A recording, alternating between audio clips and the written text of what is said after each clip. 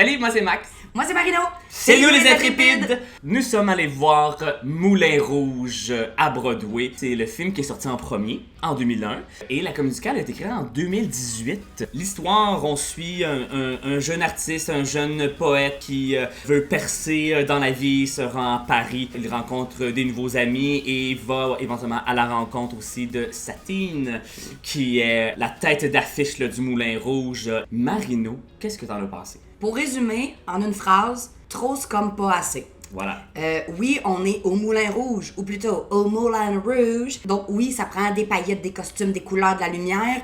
Mais on adore le Elephant Love Medley. Mais justement, tout est devenu un medley dans le show. Donc on n'apprécie plus autant ce medley-là qu'on aimait tellement dans le film qu'on n'a pas le temps de l'apprécier en fait. Tant qu'à moi, on dit souvent que quand quelque chose est basé sur un livre, ben le livre est toujours meilleur. Là, c'est basé sur un film et croyez-moi, tout le monde, le film est bien meilleur. Moi, avec des paillettes, tu peux m'apprendre n'importe quoi, là, mais viens pas me gâcher une scène de mort avec des paillettes. Non, laisse-moi vivre une émotion, là. C'est trop. C'était trop. On retrouve quand même les classiques du film, que ce soit le tango de Roxane. Moi et Marino, on était bien excités quand ça commençait. Ça commençait quand même assez bien. Au final, c'est Christian qui se met à chanter cette chanson-là en ténor.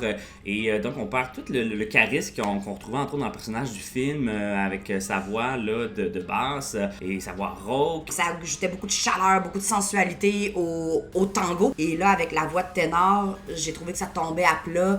On le sait que vous êtes beaux, que vous êtes fins, que vous êtes bons les ténors, mais à un moment donné, on n'avait pas besoin de vous dans cette chanson-là.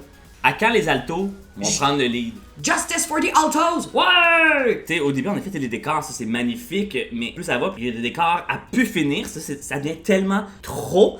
La compagnie aussi, je la trouvais juste un peu trop présente. Ça n'empêche pas que ça a été un super bon divertissement, c'est quand même extraordinaire ce qu'ils ont réussi à faire. Selon toi, Marino, est-ce qu'on pense que ça devrait exister? Ça devrait exister, mais avec modification? Oui, peut-être. Pour moi, c'est correct. Tu sais, je veux dire, c'est tout à fait adéquat que ça existe. Ouais. Et dans le film, c'est correct. Mais je retournerai pas le voir, ce show-là. Je suis contente de l'avoir vu, je vais pouvoir comparer, mais j'y retournerai pas.